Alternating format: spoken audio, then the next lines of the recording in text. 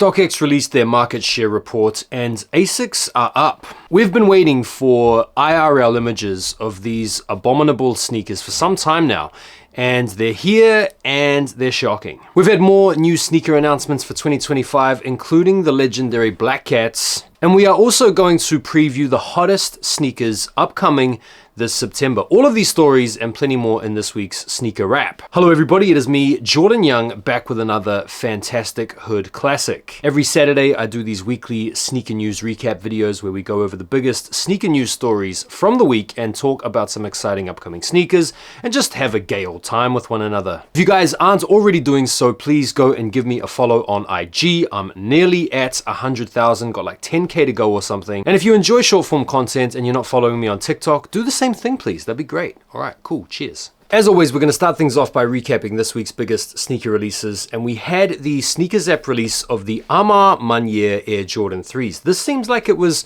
a pretty accessible drop for a lot of people. I've seen a lot of happy people out there with their dubs.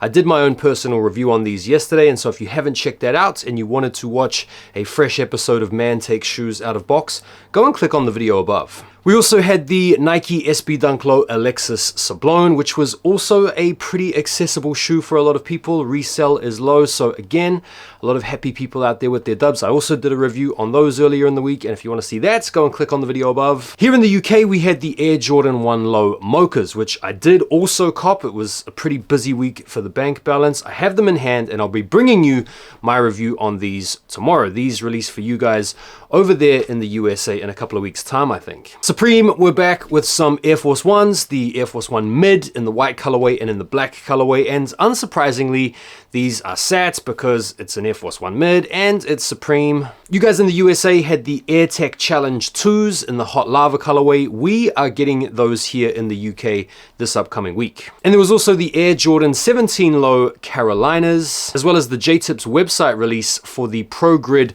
Omni 9. Right, let's get into the news. I want to start off by talking about some exciting new sneaker announcements. Starting off with this, Stone Island and New Balance are teaming up again on the 991 V2, and this is supposed to be a pack which is coming out this holiday season.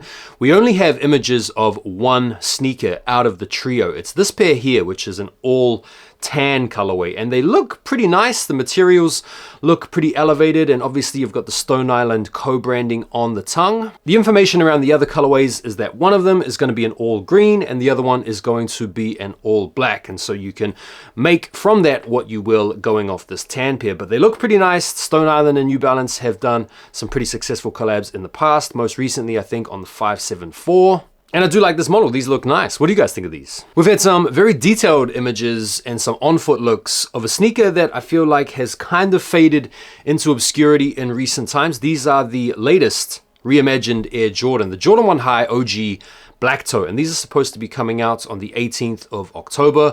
$180 is the price point, which is a little bit of a sticky one still, bruv. And I don't know how you guys are feeling about this model, but the big polarizer for this shoe, at least for most sneakerheads, is the taking away or the deletion of the Wings logo on the side and the replacement with the standard Air Jordan text. For some people, that Wings logo is iconic, and the replacement with this text just looks a little bit out of place. The shoes themselves are fantastic. I think this is low-key the best Jordan 1 colorway of all time. I'm not too bothered about the Wings logo on the side. It kind of gives these their own standalone vibe. So I'm feeling these. I'm liking these. I'm probably going to go for these when they come out because my 2016 pair has long been sold. What do you guys think about that? We've also had some really good detailed looks of one of this year's most anticipated Air Jordan 4s, the Fears. You guys might remember this shoe from 2013. Last time they came out, they were very tricky to get your hands on. And here they are. They're coming out in November, around the 9th, $215. Again, that retro price point, man, it's a sticky one. And what sets these apart from the 2013 pair is these have the slightly more updated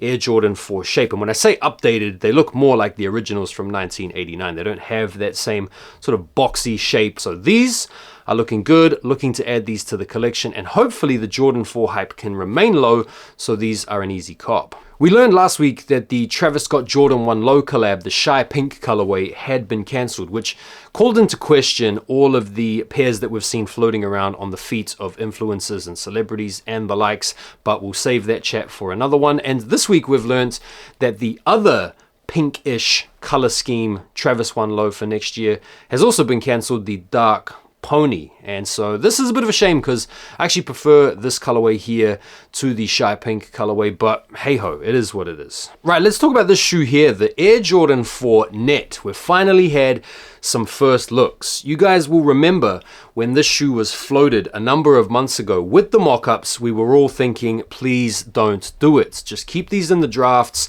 Please let this be one of those sneaker rumors that actually doesn't come true. And that hasn't happened. These are a thing. We've got some first looks and yeah, they're pretty hideous. I've seen people out there calling these the shuttlecock 4s, the waist paper basket 4s, fencing mask 4s, the fishing 4s. I don't know, like you guys feel free to sound off with your own roast on these down below in the comments. And whilst the color scheme on the shoes is basically like pure money, which I'm sure a lot of us would have much preferred to see instead of these, there have been some defenders of this shoe out there. Some people reckon that these are a bit of a novel idea, a new design from Jordan brand. It's cool to see something new. I think that if you are into Jordans, you're not gonna like these. But if you're not into Jordans, you might just like these. I'm sure for some people, maybe a more fashion MF type person, they may well find these are quite appetizing. But me personally, I think they're trash. I think gimmicking up the 4 is a surefire way to lose fans of it or turn people off the model. So yeah, what do you guys think? Are you guys feeling the Jordan 4 Nets or not? Let me know. Another sneaker announced for 2025, the holiday Jordan 11. An 11 that we all look forward to, at least old school sneakerheads always look forward to. And this colorway is in an all black and gray color scheme. What we're seeing here, according to these mock-ups, based on the color scheme or the SKU, is a black, shadow gray, varsity red. So the mock-ups feature the mesh, all black, the patent leather, all black. The outsole comes in this cloudy gray.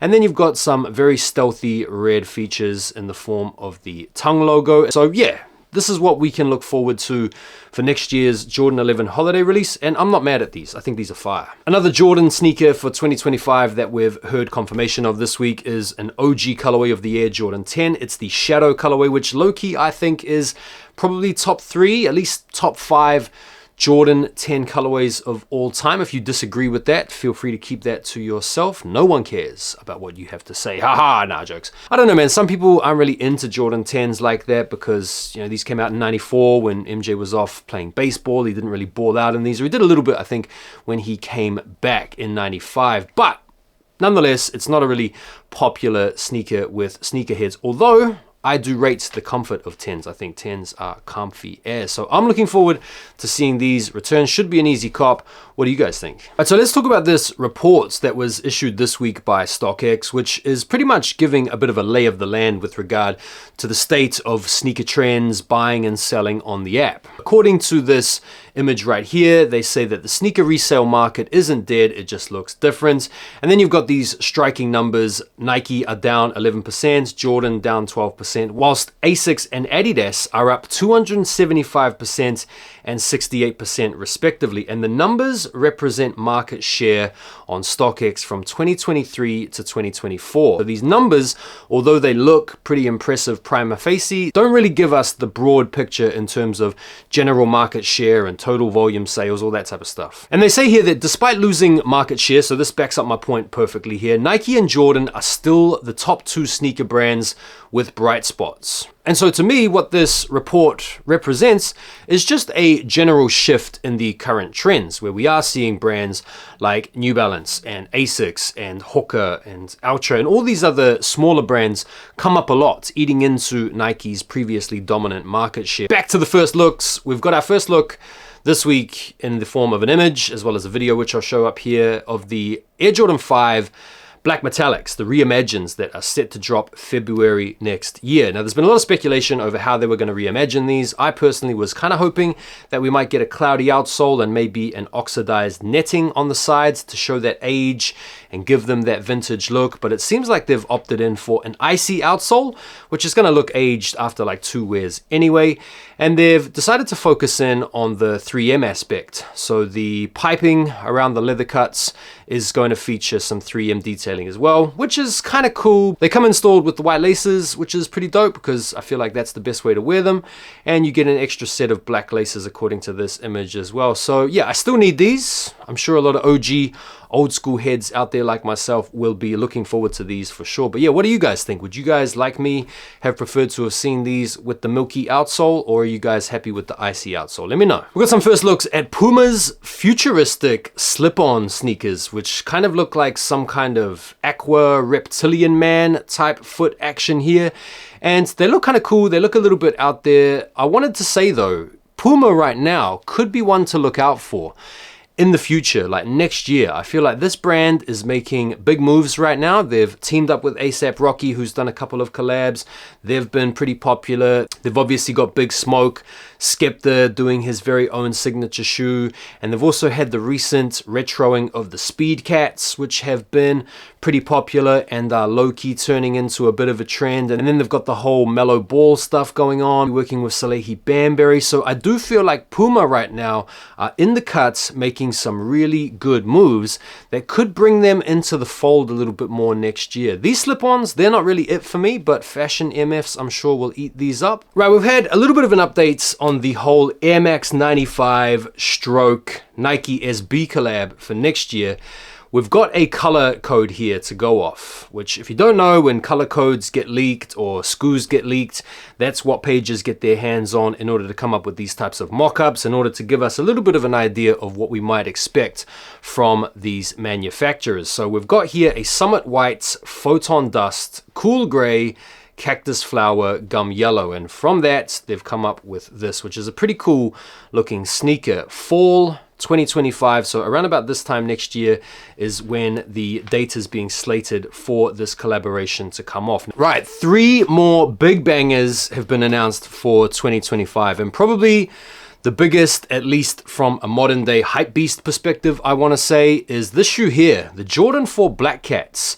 Now I should say they're rumored to release, so don't be surprised if during the week or next week we get one of those notifications or see one of those posts saying Black Cats are cancelled or whatever. It does feel a little bit early to be doing a retro of the Black Cats because they only came out in 2020, so 5 years is a pretty short time period to have elapsed to bring them back out again. But I'm sure a lot of you guys out there will be really stoked at having heard this news because prices on Black Cats have gone crazy over the years. I can remember when they dropped in 2020, I didn't even go for them because I thought they were boring. It wasn't a shoe that I was really that fussed about, and they've just gone absolutely bananas. So that is a huge bit of news if it is true, but it may well not be. We've also heard that the Taxi 12s are returning in 2025 as well, which is great news for OG collectors or the types of sneakerheads that are into models like the 12. So those of you out there that are aged 30 and above will probably be feeling this because we haven't had the Taxis for a minute. And also the Bugs Bunny 8s are returning in 2025 as well, which for a lot of people are like a top 3 Jordan 8 colorway. These, the Aquas, the playoffs, boom. All the 8s you need right there in my opinion. So 2025 is continuing to stack up pretty heavy and look pretty darn good. We've also had some first looks or some really good looks at the upcoming Wu-Tang Dunk, which according to conflicting reports could be releasing next month. They could be later on this year. Again, no concrete release date information. This site is saying September, but I'm not sure just yet. And also don't forget there's going to be a little bit of contrast between what releases here in the UK where I am and where you guys over there are. But yeah, anyway, here we go. These are the images. I've seen some people react to these quite poorly, saying that the shape is a little bit off compared to the original Wu-Tang Dunks, but I mean, who really cares about that? It's not like anyone out there, or hardly anyone out there, has got the Wu-Tang Dunks. Anyway, I think these look cool as. It's definitely a cool pair, definitely a pair I'm going to be going for because I'm a big fan of Wu-Tang, and who doesn't want to have the opportunity to come up on a pair like this that was about as rare as hen's teeth before. So yeah, I've had a couple of extra in-hand pictures of the Loro Piana New Balance 990 V6, which is coming out next month. We're going to chat about this shoe when we come to the big sneakers of September. Bro, I can't believe it's September already, momentarily. But yeah, if we just look at these pictures, bro, This person is holding what looks like a size 4 or a tiny version of these shoes. These are, don't forget, $1,500 retail. They're going to be quite exclusive. That price point reflects the high quality materials used, including some really rare wool from some really fancy sheep. They've got the 990 V6 technology, but they are hand assembled. And as you can see, like when you situate these inside like a fancy boutique, they make sense. If you just saw these on anyone's feet in the streets, you probably wouldn't think that they were a $1,500 sneaker, but when they're being held like this inside a fancy boutique, you're like, okay, all right, I can see the $1,500 there. You guys might have seen this story earlier in the week. This is another classic rumor of the week that is dispelled almost as early as it surfaced. The Air Jordan 1 High 85 Chicago was initially rumored to be releasing in the fall of next year, but this rumor was swiftly put to bed. Now, what some people have suggested is that some people have seen some kind of SKU, which indicated some kind of black, white, maybe varsity red or something like that, and then took that to mean that we were going to be getting some kind of Chicago color blocking in the 85 Cup for next year. We've also had a look at a pretty hotly anticipated Air Force One low, the Stash Air Force Ones. These originally released back in 2006. Very coveted, very sought after, very collectible sneaker. Very cool colorway as well. These in-hand images are actually really good, decent quality. We can get a good read on the quality of the materials. The quality looks good. You've got some custom packaging as well with some Stash action. Good looking sneaker, man. I think a lot of people are going to be excited when these drop. We've also had a first look at the PSG Jordan 1 Low, which are also rumored to be coming out next month as well. And yeah, these look okay. It's pretty simple color blocking. It's like a panda type colorway with some almost like Miami sunset gradient action around the toe box as well as on the insoles. Right, to finish off with today, let's look ahead to the most exciting sneakers coming out this September. We're going to go in order, I think, of what's going to be most popular. And don't forget, there's going to be a little bit of crossover and changeability in terms of the release dates. Some stuff that comes out on a certain date here in the UK won't be the same for you guys over there in US, same for you guys in Asia, and down under Australia, bro, and Turbo, and Aotearoa. So it's going to be a bit of a mishmash in dates. I'll try to get them right, but I probably won't. And if I miss out some of the sneakers that you're looking forward to this month, bro, who cares? No, jokes. If I do miss out on something and you think it would be pertinent to make mention of it down below in the comments, bro, do it. Tap out the comment because that will help the video, I'm sure, in some way. So will liking this video too. If you haven't done that already, bro, half a second, boom, done. We're cool. Thank you, bro.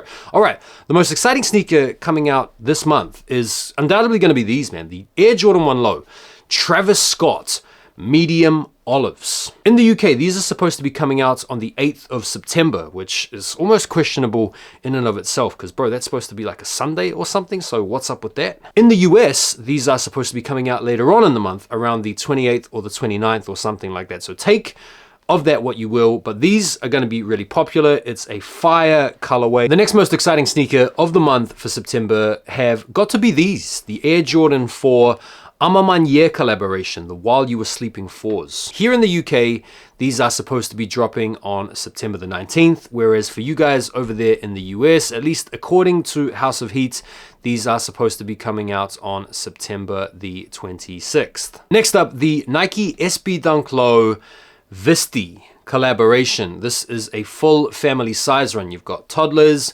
you've got women's sizing, you've got men's sizing as well. It might be a bit of a polarizer. Some of you out there may think these are gay. Here in the UK, these are coming out on the 19th of September, whereas in the US, at least according to this site here, they're coming out on the 20th. Next up, the Adidas and Bad Bunny collab on the Gazelle Indoors. This release date is actually consistent across the UK and the EU and the US. These are dropping on September the 21st. The next two releases are primarily for us here in the UK and the EU. On the 7th of September, we have the Nigel Sylvester Air Jordan 4 RM release. And on the 6th of September, here in the UK, we have the AirTech Challenge release, which you guys had, I think, yesterday or the day before over there in the US. 14th of September, same release date for both areas, the G-Dragon Nike Air Force 1 Low Paranoise. September the 12th, the Bodega and Asics Gel Kayano 20. September the 5th, we have the $1,500 New Balance 990 V6, the collaboration with Loro Piana. good idea to keep an eye on Loro Piana's socials as well as New Balance socials to try to cop these if you're in the market for them. I would imagine these would be pretty hard to get. On September the 14th here in the UK, and it seems to say September the 13th for you guys over there in the US, we have one of the coolest collabs to retro in some time, the Nike Air Max 1 Patta collab. The green colorway, the chlorophyll colorway, this for you Air Max 1 heads out there is going to be a sight for sore eyes. Very sore eyes, I'm sure, if you actually paid massively for these in the past few years. Friday the 20th of September, we over here in the UK and the EU will have a chance to cop the J-Tips Pro Grid Omni 9. They also have the Air Max 90 reverse camo, or the duck camo reverse multicolor. And to finish it off, the last big sneaker I think worth caring about are the Kobe 9 lows, the Halo pack. This is the elite version, really good looking sneaker, really fire pair. Those are, at least in my opinion anyway, some of the big bangers that most people are going to be looking out for this upcoming month. Gonna be broke, man. What are you going for? Let me know. And that is it for this week's sneaker wrap. Thank you guys so much as always for taking the time to watch the video. Really appreciate it. Don't forget to give the video a like before you bounce, and go over and drop me a follow on all my other socials. I'll see you guys tomorrow, I think, for the Air Jordan 1 Low Mocha review. And until then, have a nice day. See you later. Take care. Bye bye then. Peace.